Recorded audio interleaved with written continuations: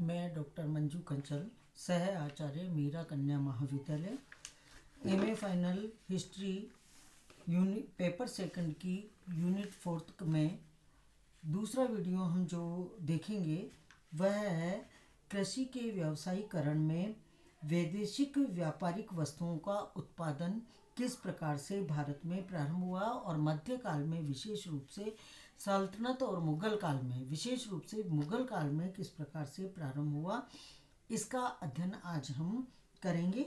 और उनमें सबसे पहले हम लेंगे तंबाकू उत्पादन। तंबाकू का उत्पादन भारत में पूर्व में नहीं था।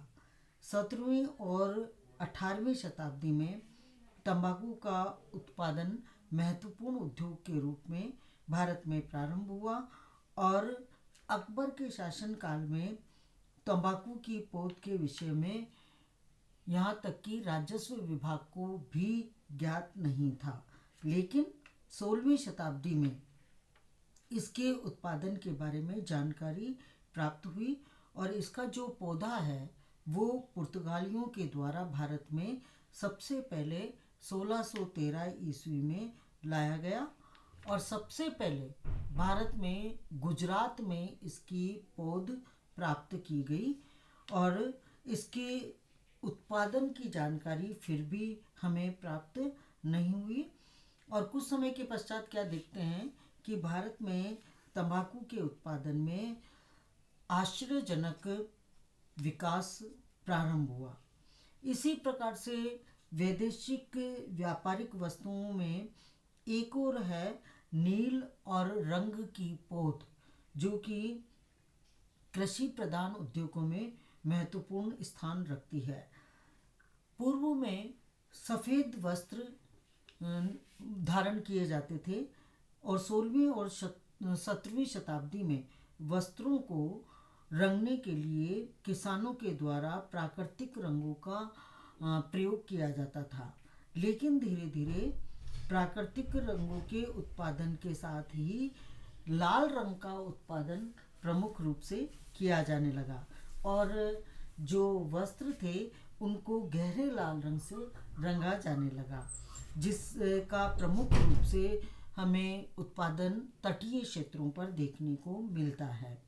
इसी प्रकार से नील का उत्पादन भी अब एक वैदेशिक व्यापार बन गया और वैदेशिक व्यापारिक वस्तु के रूप में इसका उत्पादन किया जाने लगा। धीरे धीरे नील के उत्पादन में वृद्धि होती रही और नील भारतीय उत्पादन में पहली वस्तु थी जिसकी डिमांड यूरोपीय व्यापारियों ने की थी और प्रमुख रूप से 1601 ईस्वी में डच कंपनी ने भारत पहुंचने के बाद, सूरत पहुंचने के बाद नील के उत्पादन को स्थानीय उत्पादन में महत्वपूर्ण बताया और नील खरीदने की प्रक्रिया प्रारंभ हुई।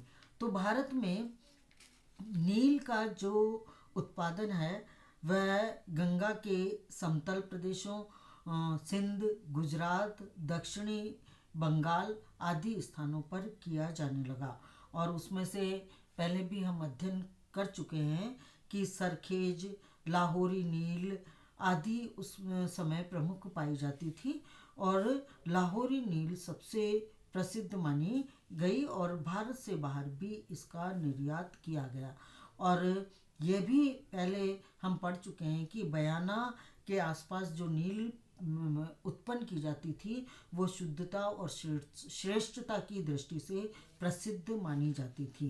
तो इस प्रकार से व्यावसायिक दृष्टि से कृषि उत्पादन में जो परिवर्तन हुआ उसमें नील रंग आदि प्रमुख पाए जाते हैं। इसी प्रकार से एक और किस्म भारत में उत्पादित की जाने लगी जिसे कि शोरा कहा जाता है। अब शोरा क्या काम आता था, जैसे कि आप सबको पता है कि शोरा बारूद बनाने में काम आता था और किसानों के द्वारा मुगल काल में ये एक प्रमुख उद्योग के रूप में संचालित किया जाने लगा और इसके साथ ही ये जो शोरा उत्पन्न किया जाता था, इसके जो उत्पादन क्षेत्र थे, गुजरात, बंगाल, बिहार, उत्तर प्रदेश, आंध्र प्रदेश, मैसूर, आगरा आदि स्थानों पर यह प्रमुख रूप से उत्पादित होने लगा।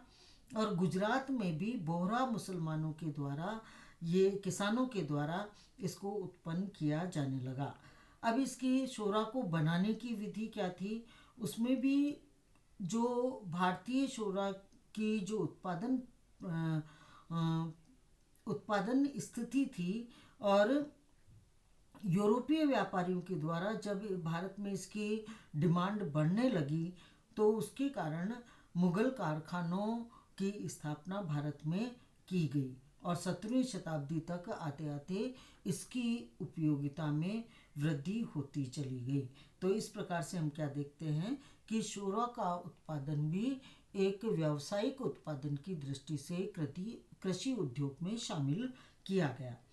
ये थे कृषि पर आधारित उद्योग।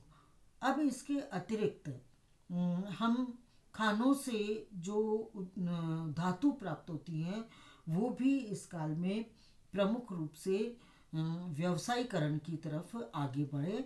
और उन धातु और खनिज उद्योग में हम प्रमुख रूप से जिसको शामिल करते हैं वह है लोहा, तांबा, सोना, जवाहरात, चमड़ा, लकड़ी के उद्योग आदि भी व्यावसायीकरण की ओर अग्रसर होने लगे।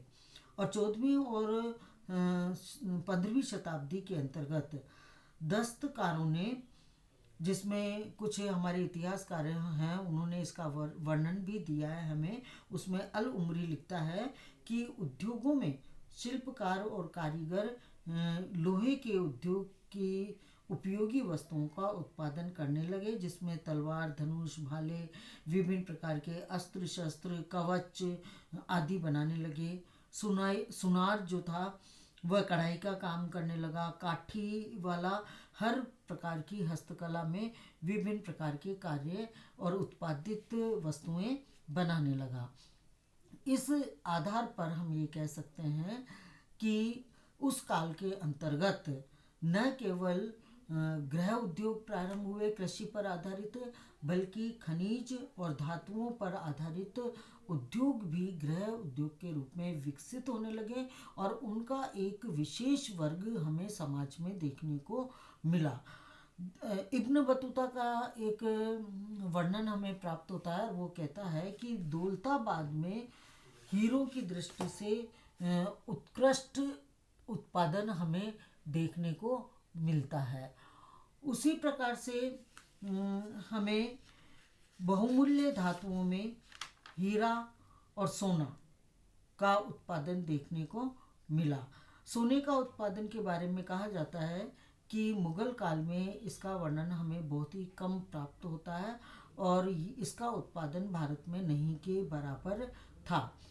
यूरोपीय यात्रियों ने इसके बारे में अकबर के समय में मैसूर में सोने की खान का वर्णन किया है और वो भी कहा जाता है कुछ समय के बाद उसका कार्य बंद हो गया था। अबुल फजल ने ये विशेष रूप से उत्तरी भारत के संदर्भ में हमें बताया है कि नदियों में धातु साफ की जाती थी और उसमें चांदी का जो उत्पादन है वह बहुत कम मात्रा में होना अबुल फजल ने हमें बताया है। इसके अलावा राजस्थान में जस्ते और तांबे की खानी थी और उनसे तांबा निकाला जाता था और लोहे से स्थानीय उत्पादन की आवश्यकताओं की पूर्ति में उसको काम लिया जाता था। सेना के अस्त्र शस्त्र बनाने में उसको काम में लिया जाता था। खनिज पदार्थों की दृष्टि से यदि हम देखें तो उस समय मध्यकाल के अंतर्गत प्रमुख रूप से हीरे को तराशने का काम किया जाता था और हीरो के उत्पादन का विशेष उल्लेख हमें देखने को मिलता है। हीरे उस काल में जमीन की ऊपरी सतह पर प्राप्त होते थे और उनको निकालने के लिए ईंधन की प्रयोग की आवश्यकता नहीं होती थी और कहा जाता है कि जिन क्षेत्रों से हीरे प्राप्त होते थे वहाँ पर अत्यधिक संख्या में मजदूर काम करते थे, और यह उद्योग, हीरा उद्योग जो था, एक उच्च स्तर का संगठन इसका बन गया था।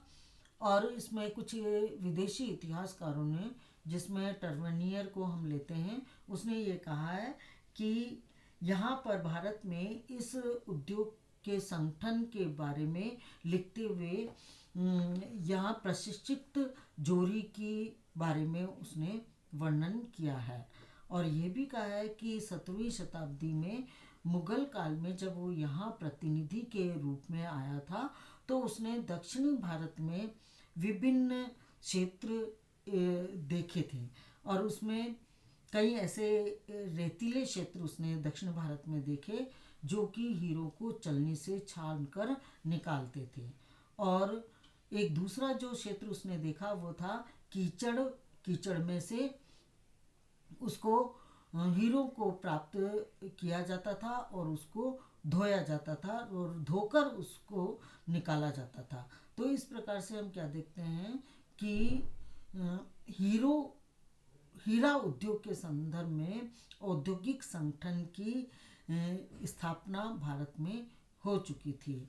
और उस हीरो को जो तलाशने का काम होता था और इसको टुकड़े करने का जो काम किया जाता था, कहा जाता है कि उसके संदर्भ में भी टर्वनियर ने विस्तृत विवरण हमें प्रदान किया है। और उसके बारे में प्रमुख रूप से उसने ये कहा है कि व्यापारियों के द्वारा हीरा उद्योग को किस प्रकार से महत्व दिया गया, उसके बारे में वह लिखता है कि एक व्यापारी लगभग आधी एकड़ क्षेत्र में अपना अधिकार निश्चित करता था, और उसके बाद में एक व्यापारी, हीरो का व्यापारी, मजदूरों को हीरे ढूंढने के कार्य में लगाता था, और जिसकी जो लगभग संख्या होती थी वो 300 के आसपास होती थी।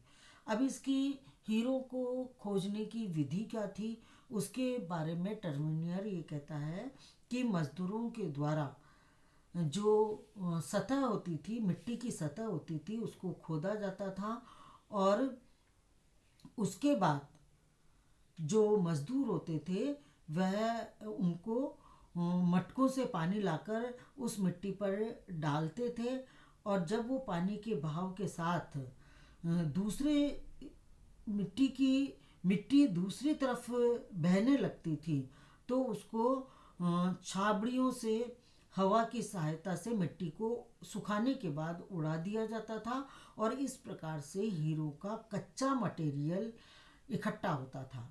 और यही विधि, कहा जाता है कि अनाज को साफ करने के संदर्भ में ली जाती थी।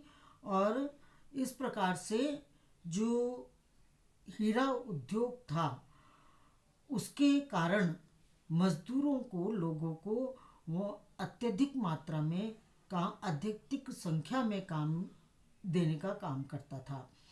और कुछ दस्तकार इस प्रकार के होते थे जो कि हीरो को निखारने का, एक निश्चित आकार देने का काम करते थे। लेकिन उस टर्वनियर ने ये भी कहा है कि जो भी लोग हीरा व्यापार में मजदूरी करते थे उनको बहुत कम वेतन दिया जाता था, और जो प्रशिक्षित व्यक्ति होता था, कारीगर होता था, उसको साल में 3 पगोड़ा मिलते थे। और इसी कारण हीरो को चुराने की प्रथा उस काल में हमें देखने को मिलती है। फिर बाद में इस चोरी को समाप्त करने के लिए हीरा व्यापारियों ने 50 मजदूरों पर 15 चौकीदार नियुक्त करना प्रारंभ कर दिया, और रत्नों को ढूंढने के लिए, बहुमूल्य रत्नों को ढूंढने के लिए भी उनको बोनस के रूप में राशि देना प्रारंभ कर दिया। चाहे इसकी कीमत कम दी जाती हो, मजदूरी कम दी जाती हो, लेकिन फिर भी ये कहा जा सकता है कि उस काल में मजदूरों के जीवन यापन का ये एक अच्छा माध्यम था और उनके लिए लाभप्रद था।